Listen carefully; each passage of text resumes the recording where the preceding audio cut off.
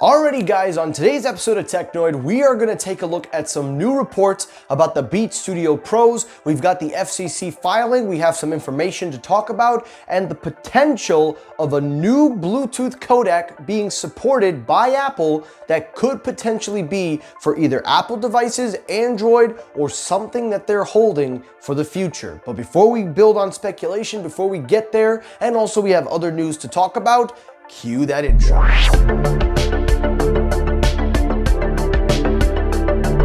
Alrighty, the first story, the main story of the day, the Beats Studio Pro. Now, I've already talked about these headphones when the images got leaked because of the macOS Ventura software beta, and I went ecstatic. I was so hyped. I was so excited, and now we've got more information, and this is coming directly from the FCC listing. So if you want to see the full breakdown of the listing, I will leave a link in the description. But essentially, it is everything that we already kind of know about the Beats Studio Pros. The model numbers are the A2924, and the ID is listed as Beats Studio Pro 1-1. And essentially we see some schematics of the new headphones, but what we're seeing from the listings is that essentially it will be the same design. Now, this is again very similar to what I've already talked about in the previous episode of these headphones. It is going to use the same chassis, the same body of the original Studio 3s, so we don't really need to expect a full redesign of a large scale. There may be some few tweaks here and there. Maybe the hinge will be more along the lines of the Solo Pros, where it'll be more smoother. The aluminum band may be a little bit more thicker to add more weight and heft to it. Because listen, if you knew the truth about how much these headphones cost, they cost about the equivalence of a turkey ham sandwich at a New York deli. So I ain't speaking caps there. But going further ahead, there is also reports that the new headphones are reportedly going to support a new Bluetooth codec. Now, here's the thing.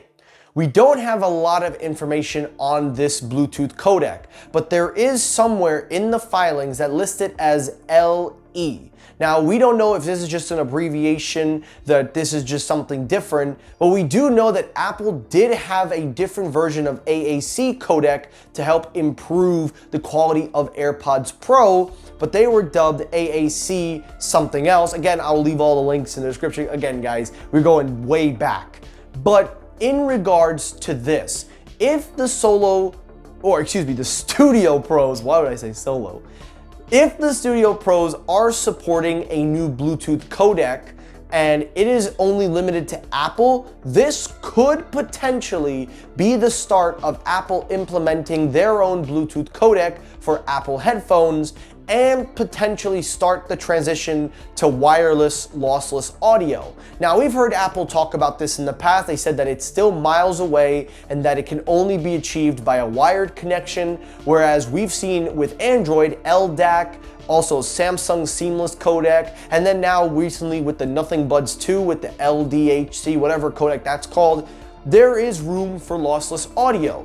So we have to wait and see what this codec is, but if I had to really take a big, honest, and educated guess, my educated guess would say that it's the same codec found in the AirPods Pro to help with the low latency and also in reduction of lower energy consumptions, so that way you get better performance and also reportedly better microphone quality. Again, don't know how that works, but taking a look at the listings, it's not anything that we don't already know. It again certifies what we're already seeing, but the last thing to talk about in these listings is the timing of the release.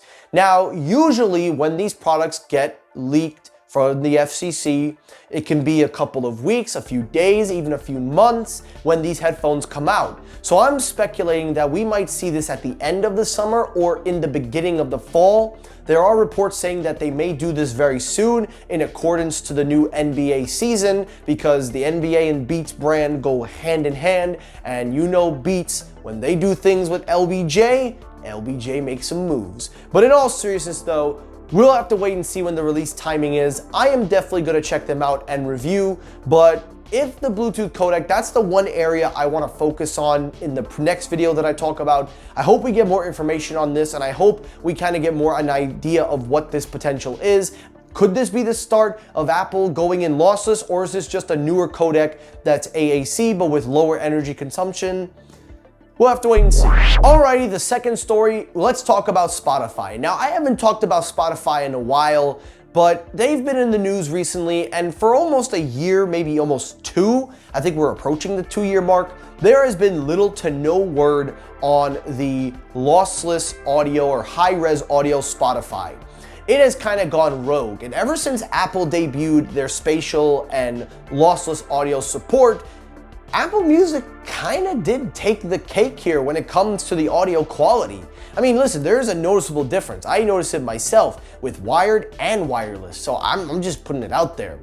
However, with that being said though, it seems that Spotify is finally going to get their hands on the new high-res tier that they've been debuting, but it seems, according to reports, this could be part of a new tier super premium subscription plan.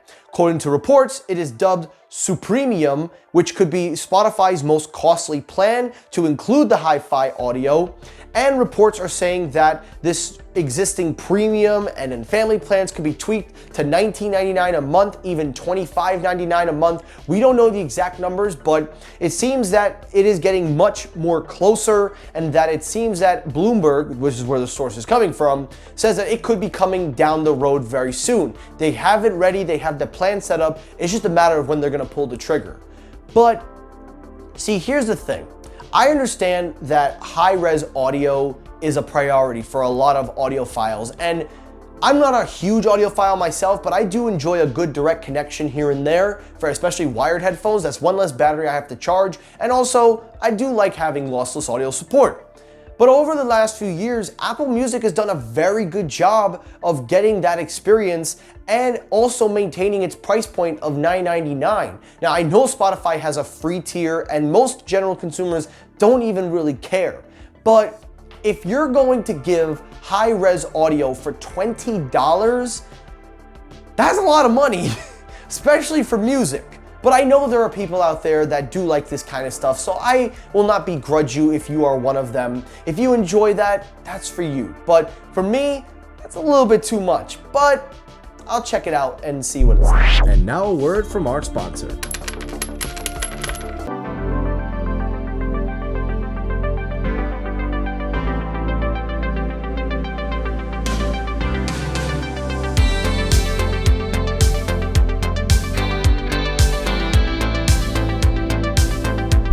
And last story, the final story, let's talk a quick little thing about the iPhone 15's A17 chip, because there are reports coming out from in-house that are saying that the new N38 processors that Apple will be manufacturing at a 3nm size is reportedly going to keep the same schematic and blueprint for the next iPhone in 2025, and also will be the same version of the chip that goes forward in the recent years. The main reason for this is that Apple is looking to cut down on costs. They are looking to keep their margins relatively low, and recycling the same chip at the scale that they want for high performance and efficiency at a smaller reduction size. That's exactly what they want, and it seems that this blueprint is going to be the basis of the chips going forward after the iPhone 15 Pro and Pro Max. They will debut first, and then when the 16s come out, the 15s and other chips, those are going to keep the same schematic, and then the cheaper models will also take those chips with a different clocked GPU and so on and so forth. The reason I wanted to talk about this is that, you know, for a while we've been talking about Apple, and, you know, they've gone on to this approach of recycling the same chip for the cheaper iPhone 15 and 15 Pluses, and that essentially they add just another core of the graphics performance. So I think it's good that Apple is doing that. But in regards for the newer iPhone 15 Pro and Pro Maxes, keeping the same blueprint for the chip, I think is a good idea because it does save costs, and it let's beg the question of, you know, do you really need the newest performance? But it does also raise, like, what are they going to do differently? How are they going to get more in this 3nm processor if it's going to be the same thing? We don't know, but I will definitely update you guys if we hear more information on it. I just kind of wanted to throw that in there because there are some people out there that care about the hardware. And that's it for today's episode of Technoid. Now, guys, I really hope you enjoyed this episode. If you did, hit the like button. If you disliked the video, you can hit the dislike button to help circulate my videos as well. As always, everyone, thank you so much for watching. I will see you all on the next episode. Have a great rest of your day, guys. Take care, stay safe, have a good day, and peace!